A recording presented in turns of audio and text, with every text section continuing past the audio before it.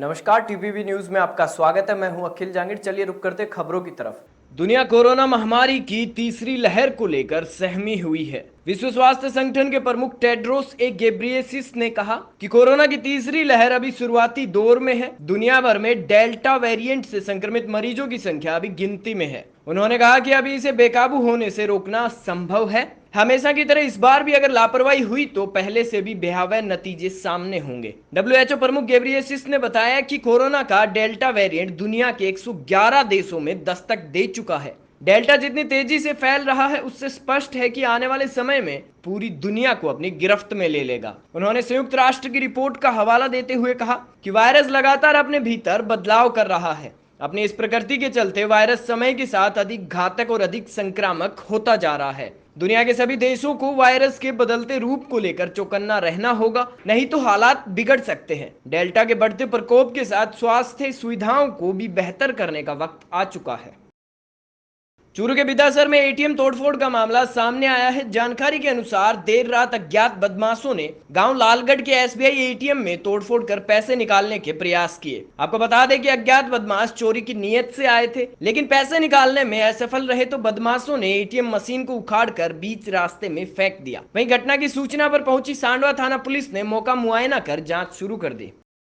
खबर प्रतापगढ़ के सालमगढ़ से है, जहां क्षेत्र के उंठेल गांव में एक युवक के कुएं में डूबने का मामला सामने आया है। जानकारी के अनुसार उंठेल निवासी युवक स्वयं की आराजी में खड़ी सोयाबीन की फसल पर कीटनाशक दवाई छिड़कने के लिए कुएं से पानी निकाल रहा था। अचानक पांव फिसल जाने से युवक कुएं में गिर गया और डूबने से उसकी मृत्यु हो गई। वहीं मृतक के पिता द्वारा सूचना देने पर थाना सालमगढ़ से थानाधिकारी रोहित कुमार के निर्देशन में सहायक उप निरीक्षक कंवरलाल चंदेल मई जाब्ता मौके पर पहुंचे। पुलिस ने शव का पोस्टमार्टम करवाकर परिजनों को सौंप दिया।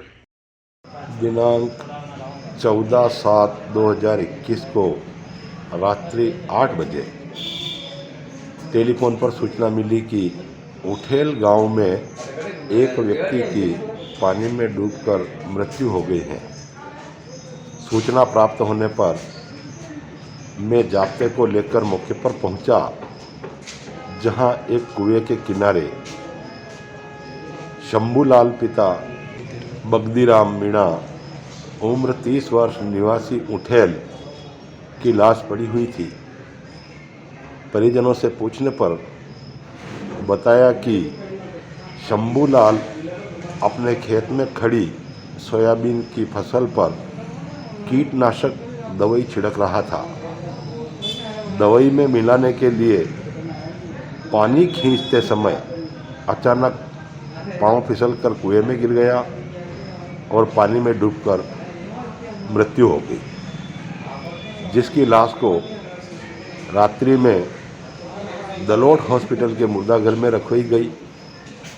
दिनांक 15/7/2021 को सुबह उसकी लाश का पोस्टमार्टम करवाकर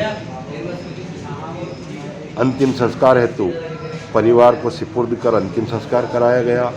गुजरात का अंबाजी विश्व प्रसिद्ध अंबाजी मंदिर शक्तिपीठ के रूप में जाना जाता है और अंबाजी के युवा वर्तमान में सेना की नई पीढ़ी की भर्ती की तैयारी कर रहे हैं। अंबाजी के युवा कहते हैं कि देशभक्ति भारत के हर युवा में होनी चाहिए। हमारे देश के जवानों को अपनी जान की परवाह किए बिना देश की सीमाओं पर भारत देश की सेवा करते देख मातृभूमि की सेवा करने के लिए हम प्रेरित होते हैं। यही कारण है कि अंबाजी के लगभग 50 युवा दिन रात मेहनत कर आने वाली सेना की भर्ती की तैयारी कर रहे हैं। उन्होंने कहा कि हम पिछले कई दिनों से शारीरिक व्यायाम कर रहे हैं और दौड़ रहे हैं, लेकिन हमारे पास किसी प्रकार का मार्गदर्शन नहीं था।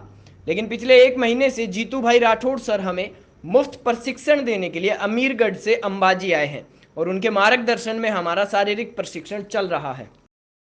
અંબાજી જીએમડીસી ગ્રાઉન્ડમાં 40 છોકરાઓ જે આર્મીની તૈયારી કરી રહ્યા છે, એની અંદર જ્યારે પણ હું અંબાજીની અંદર સેવા માટે આવ્યો ત્યારે અંબાજીના છોકરાઓ તૈયારી તો કરતા હતા, પણ જે રનિંગ કરતા હતા એમની પાસે કોઈ ગાઈડલાઇન્સ આપવાવાળું નહોતું, બરાબર।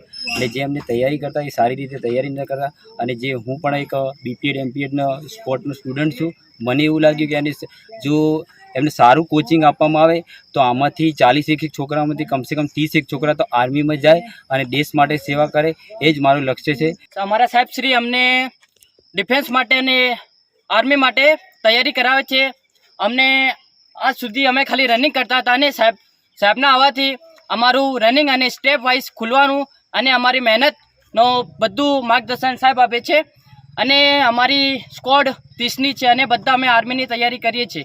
સાહેબના માર્ગદર્શન હોવાથી અમારું રનિંગ અને અમારી ફિટનેસ અને અમારા પેટના સિક્સ પેક જો બી વગેરે શરીરની ફિટનેસ એ વધી છે અને અમારા શરીરમાં સ્ફૂર્તિ અને લાગણીનું અનુભવ થયું છે.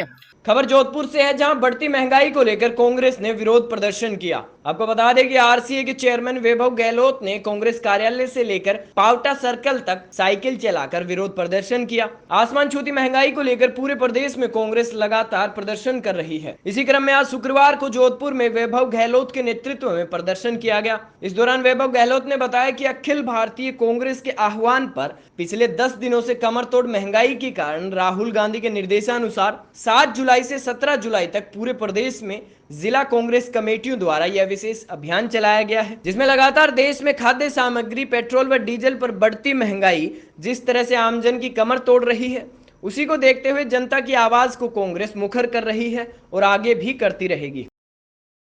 अखिल भारतीय कांग्रेस कमेटी के आह्वान पे ये पिछले 10 दिन से जो हम लोगों ने पूरी कांग्रेस पार्टी ने हमारे अध्यक्षा सोनिया गांधी जी, हमारे नेता राहुल गांधी जी के आह्वान पे 10 दिन से 7 तारीख से 17 तारीख तक जो विभिन्न पूरे राजस्थान में विभिन्न जिलों में तमाम जिला कांग्रेस कमेटियों को ये निर्देश दिए गए कि आप महंगाई जिस तरीके से आगे बढ़ रही है, कमर तोड़ महंगाई हो रही है, उस तरीके से आम आदमी के लिए इस महंगाई के अंदर चाहे राशन का सामान हो, चाहे सबसे ज़्यादा डीजल पेट्रोल की कीमतें 100 रुपये के पार हो चुकी हैं, इन सब चीज़ों को देखते हुए जो आम जन की एक समस्या है इतनी बड़ी महंगाई, उसको देखते हुए हमारे नेता राहुल गांधी जी ने आह्वान किया कि तमाम जिला कांग्रेस कमेटियां अपने अपने क्षेत्रों में आज 16 तारीख को ये साइकिल रैली के माध्यम से जनता तक ये संदेश पहुंचाएंगे.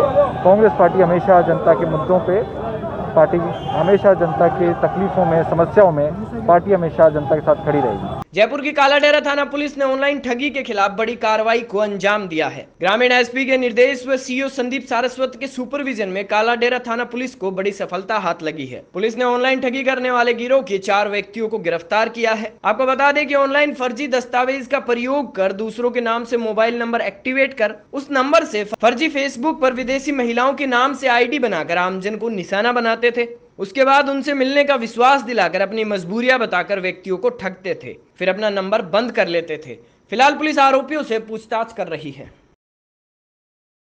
मनीष जाट निवासी साहिब रामपुरा थाना कालाडेरा ने इस्तगासे के जरिए मुकदमा करवाया था कि उसके पास किसी रोज डोंगल नाम की युवती के नाम से एक मैसेज आया और उसे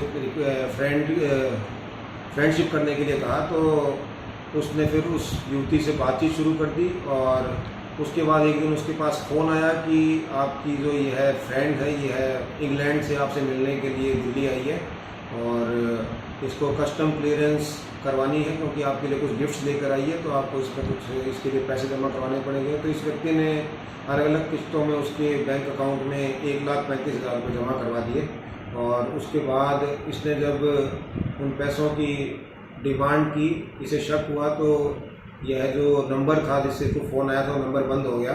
तो इस संबंध में हमारे श्रीमान पुलिस अधीक्षक महोदय ने पूरे सर्किल की एक टीम का गठन किया गया था, जिसमें हमारे तीनों थानों के जो हमारे पुलिसकर्मी हैं, हमारे हेड कांस्टेबल सोन सिंह, कांस्टेबल हरीश और कांस्टेबल राजेंद्र एवं अन्य शामिल थे और थानाधिकारी की अध्यक्षता में इस टीम को दिल्ली इन बदमाशों को पकड़ने के लिए भेजा गया था. तो इसमें 2 अभियुक्त हैं वो पहले ही गिरफ्तार किए जा चुके थे और इस संबंध में अब हमें 4 अन्य युवकों को भी गिरफ्तार करने में सफलता मिली है. बुलेटिन में फिलहाल इतना ही. आप देखते रहिए टीपीवी न्यूज़.